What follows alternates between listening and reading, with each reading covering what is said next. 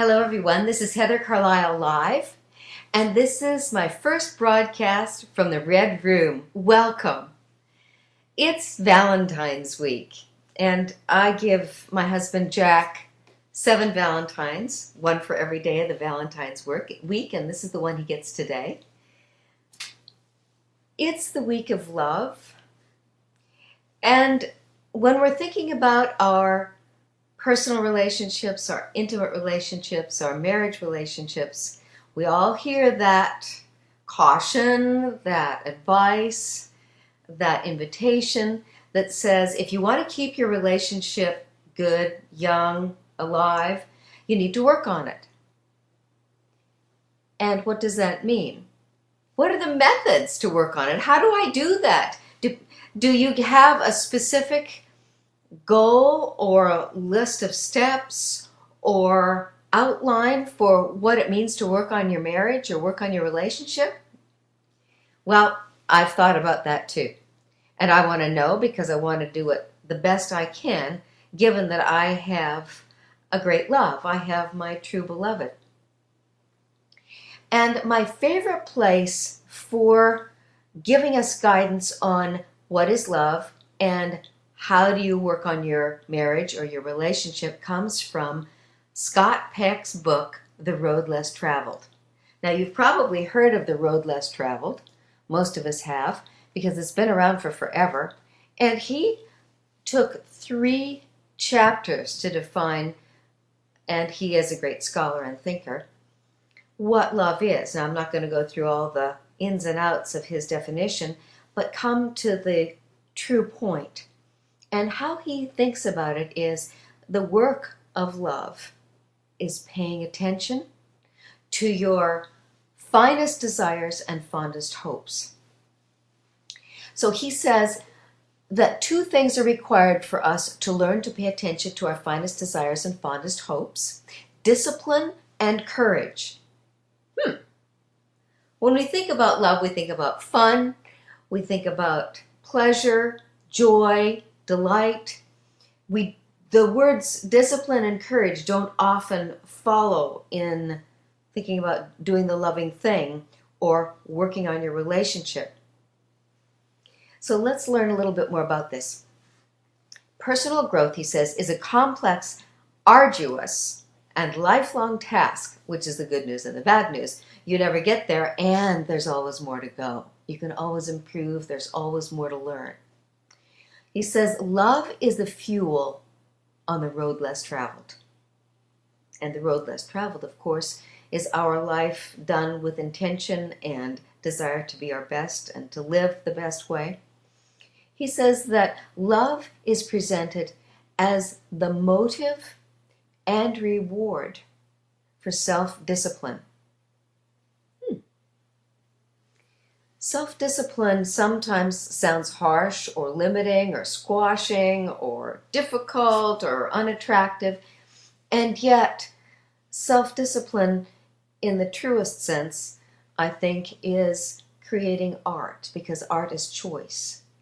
And if we don't discipline ourselves to stop thinking, stop speaking, stop doing something, and consider what we want, to choose what we want, then, well, partly other people's goals determine our life and what we do, what we think, in the simplistic sense.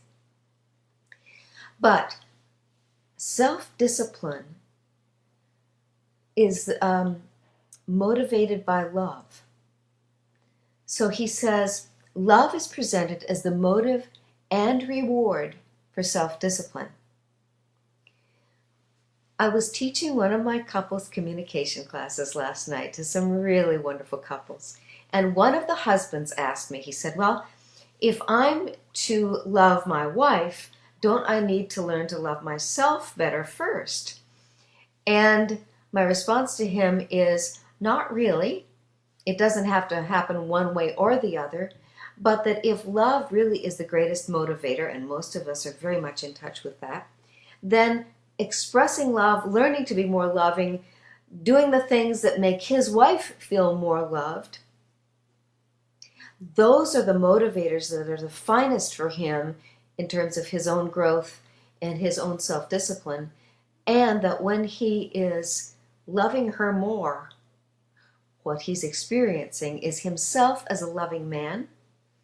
And when we experience ourselves doing something good, something admirable, then it's natural to feel good about ourselves and to love ourselves for who we are and what we choose to do. There it is, the self-discipline. So love is the greatest motivator. Scott Peck goes on to say that love is that feeling that no matter what happens or what the other person does, somewhere in your heart, you will find a way to forgive and understand them, which requires listening and paying attention. The discipline of suspending your own needs, your own thoughts, your own opinions, to pay attention to theirs, to understand them. He says, love does not require that you cannot envision yourself living without them. Those old wonderful love songs, what they say, if you aren't here, if I lose you, I will die. Well, no, that's not really love. It's a romantic notion and a poetic exhortation. However, he says that love does not require that you cannot envision yourself living without the other person. Love is that you want to see and help other people grow. You want to see and help other people grow. Your love, and this is simple, most of us feel that way naturally when we're in the presence of or caring for a child. We want to see them grow. Same thing in our marriages and in our intimate relationships. We want each other to be empowered, to be expressive, to learn, to grow. And it says, love involves effort and will and is not a passive process. You know, sometimes couples come to me for marriage counseling and one or both of them will say, I'm not in love with him or her anymore, or I don't feel the love anymore. Just because we don't feel it emotionally or physically doesn't mean that we're not loving and the love isn't still there.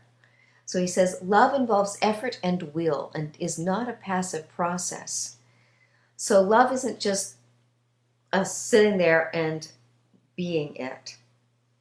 It's an effort where we do something, we say something, we think something, we desire something. He says, love is the will to extend oneself for the purpose of nurturing one's own spiritual growth or another's spiritual growth. Spiritual meaning of the soul, empowerment, and we return to that first phrase. The work of love is paying attention to our finest desires and our fondest hopes. Our finest desires and fondest hopes for ourselves, yes, and also for the people we love. And so here it is. The work of love is paying attention, and it is more priceless than platinum, more daring than diamonds, and more caring than kisses. It's listening, really listening. So here's a little quiz. If you would like, type me some questions in the chat space on your computer and I'll see them pop up on mine and I'll answer them for you. Or email me at heatherc@heathercarlisle.com. Just go to my website, heathercarlisle.com, and you can email me from there. And I'll send you the listening handouts and the work of paying attention, which is love, handouts. So check in with yourself. This is a list of 12 items to help you think through what it is that is the way you have learned to listen or don't listen. Someone has asked a question. So let me just see. Type to me, what is your question, dear? And while I wait for the question, these 12 things, see how many of these are true for you. The question is, what would be a good Valentine for my wife? It depends on your wife, doesn't it? It depends on her love language. And in one of the future Red Room talks, we'll talk about the 5 love languages. Most of us have heard them, but it's fun to think about how to use the 5 love languages. So if your wife loves words, of course, something written or something spoken, something preferably written and spoken from you. If her number 1 love language is acts of service, the Valentine you give her, you could wash her car and leave something in it, maybe a Valentine or some chocolates or something in her car when she comes out, and she'll not forget that one.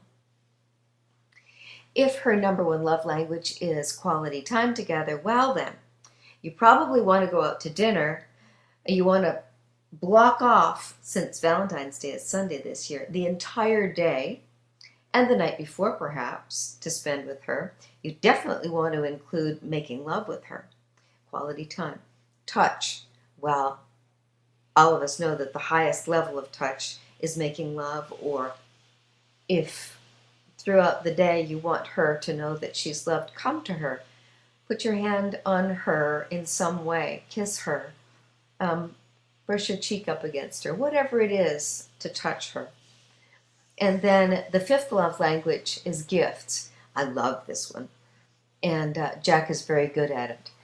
Sometimes he'll buy me a gift, and my favorite thing is when he takes me shopping and buys me a gift in person. I have been known to stand in the middle of Best Buy crying because I feel so loved. So, is that a good answer for what would be a good Valentine gift for my wife? Know her, listen to her, find out what she really responds to, and if you're very connected, she'll be deeply moved by what you do, what you say, what you give her.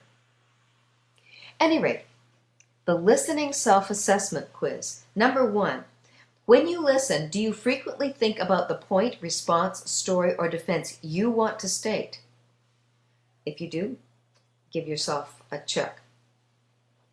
Do you interrupt others frequently so you can have your say? Now, I understand that sometimes you're talking with people who will interrupt you and you have to kind of elbow your way in to be heard. But do you frequently interrupt people when they're saying something? Number 3, do you continue reading, writing, cleaning, or otherwise avoid eye contact when you're listening to people? Number 4, do you frequently feel impatient, antsy, bored, or somehow just under stress when you're listening? Like, hurry up already. Number 5, not enough time. Do you usually want to rush the person you're listening to?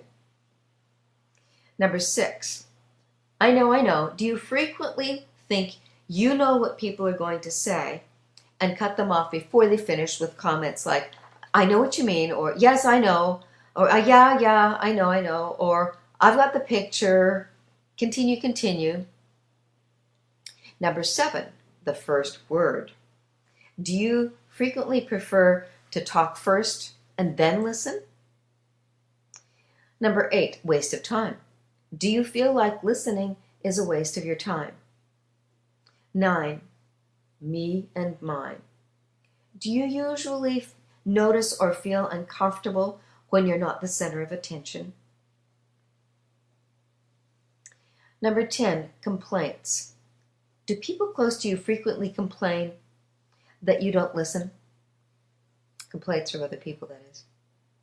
Number 11, intensity required. Do people frequently repeat themselves or talk louder and more emphatically in an attempt to get your attention? And number 12, preoccupied. Are you frequently preoccupied with your own thoughts and concerns so that you're not tuned into the world and the people around you? So if you checked even one of these 12 items, you have a listening problem that can interfere with your personal and professional relationships. So if you want to identify these and learn what to do instead, ask me for my self-scored listening quiz. I had one of my students say recently that he was appalled when he did the listening quiz. He thought he was a very good listener, and then when he considered all the details of what fine listeners do, there were a lot of things in there he'd never considered. So if we go back to the idea of what is the most loving thing to do, what is more precious than platinum, what is more daring than diamonds, and what is more caring than kisses? It's listening. It's paying attention. If you like this and you'd like to assess your own listening ability, just email me or send me a chat message, and I'll send the handout along to you online. And thank you for checking in with me today in the first session of the Red Room with Heather Carlisle Live.